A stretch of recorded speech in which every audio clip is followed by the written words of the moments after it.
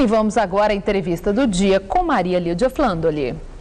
Tramita na Câmara Federal projeto de lei que propõe a ampliação da liberdade de expressão, informação e acesso a dados biográficos de pessoas cujos atos sejam de interesse da coletividade.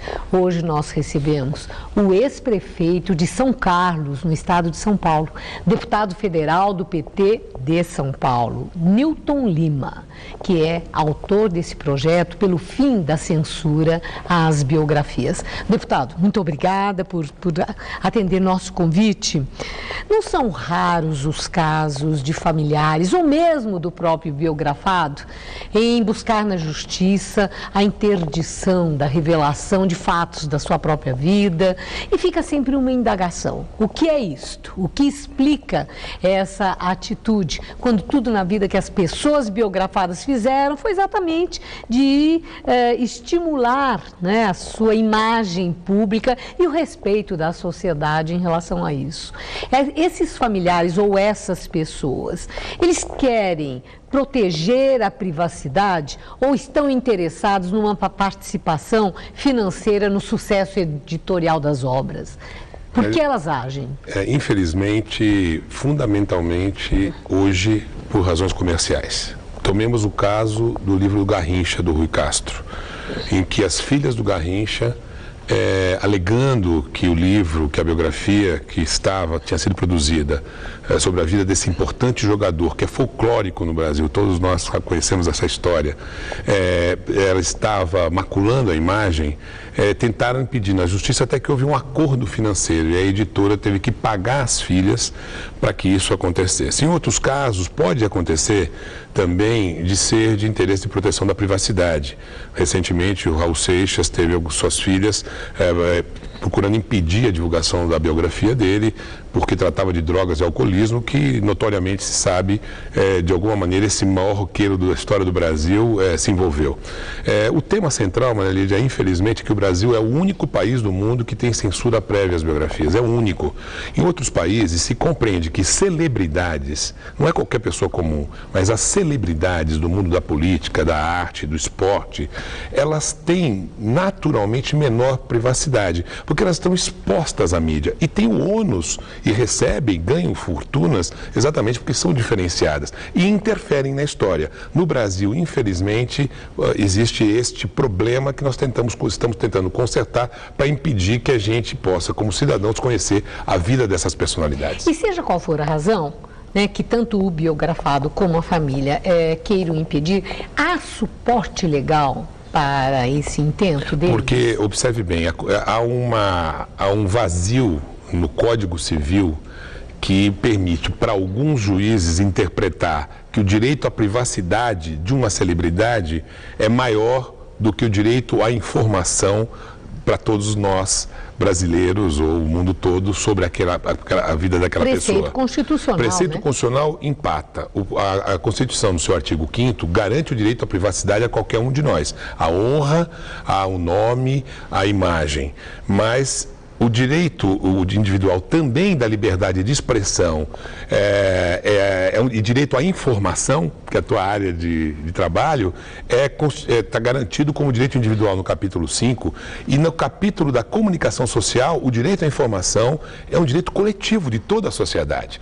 E o caso do João Gilberto. No caso do João Gilberto, ele tentou, mas o juiz não concedeu, porque interpretou que ele, com personalidade, não poderia ter a sua obra, que foi feita por um autor, proibida. No caso do Roberto Carlos, infelizmente, o juiz interpretou que o Roberto Carlos tinha o direito da sua privacidade e impediu, e mais do que isso, recolheu a obra que o Paulo César Araújo fez, que é belíssima, por sinal, que já estava vendendo, prejudicando a editora, prejudicando o próprio autor. Agora, censura, o senhor já usou inclusive essa expressão, pois censura, é termo adequado para essa tentativa de impedimento que esses familiares ou o próprio biografado... E no caso da pessoa já morta, por exemplo? Então, né? eu vou te explicar por quê. Eles querem proteger a privacidade, a imagem, se bebeu, se usou droga, se teve casos fora de casamento, essas coisas que causam escândalo social, a família pode querer proteger e o morto não está aí para se defender. Quer dizer, existe uma legitimidade também nessa intenção desses familiares? Seria isso censura ou uma proteção? Por que eu digo censura? Porque trata-se, nesses casos, de impedir que uma obra de interesse público que faz a história, porque essas pessoas mudam a história da sociedade. Roberto Carlos mudou a geração, o Calhambeque Bibi mudou a minha geração, o Garrincha, enfim, todos os grandes autores que são proibidos. Então, quando você impede que uma obra saia a público, já é censura. Nos outros países, como é que se resolve? O Michael Jackson tem 150 biografias. Se algum dos seus parentes quiserem protestar com alguma imagem, por exemplo, de pedofilia, que de alguma maneira é explorada, pode entrar, e a Constituição americana garante, como a brasileira, com direito de reparação, calúnia, difamação e pedir indenização. Então, o que nós não estamos, com o meu projeto, ele conserta o Código Civil, sem mexer na Constituição, dizendo o seguinte: não é necessário uma pré-autorização para uma obra, seja ela de imagem, livro, cinema, entrar em circulação. Ao mesmo tempo, se preserva o direito da família, esse que você está preocupado e com razão, de se houver um excesso, exatamente, um abuso, ou uma inverdade que afete a honra daquela pessoa, entrar na justiça com processo a posteriori. Portanto, a obra sai, mas ela pode eventualmente depois ser reparada à família se comprovadamente a obra atingir a honra da celebridade. Eu vi que, para encerrar a nossa entrevista, que o senhor lançou uma petição pública, né, para um abaixo-assinado, para aquelas pessoas, né, que estão acompanhando a tramitação do seu projeto e que concordam, né, que nada deva ser censurado em nome exatamente do direito à informação e à liberdade de expressão, que subscrevam.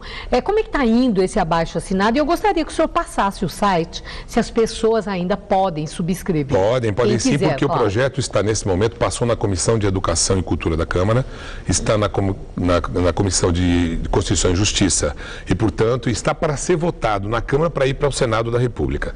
E a nossa expectativa é que isso aconteça agora. Não vai a plenário? Não vai a plenário. Se encerra na CCJ, já tem parecer favorável do relator, deputado Alessandro do Rio de Janeiro, Alessandro Molon, do PT do Rio de Janeiro, passando na CCJ, vai para o Senado da República. Então, todas as pessoas que quiserem coassinar esse abaixo-assinado, que é petição pública, petical pública, na verdade, né, a petição sem os acentos e o cedilha, podem, vocês estão vendo na tela, podem acionar, porque a pressão política sobre a Câmara é muito importante, sobre o Congresso. A gente sabe que só assim as leis são aprovadas. E aí vão estar juntos de pessoas como Fernando Moraes, com grandes escritores e biógrafos brasileiros que já foram vítimas desse processo, e com a Câmara Brasileira do Livro, com grandes intelectuais brasileiros que estão assinando porque entendem que é um avanço importante para a indústria editorial e para, sobretudo, nós brasileiros conhecermos. É tão curioso conhecer a vida de personalidades que certamente mudam a cultura e a história do Brasil.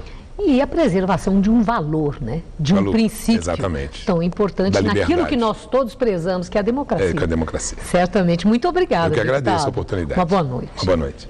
Estela.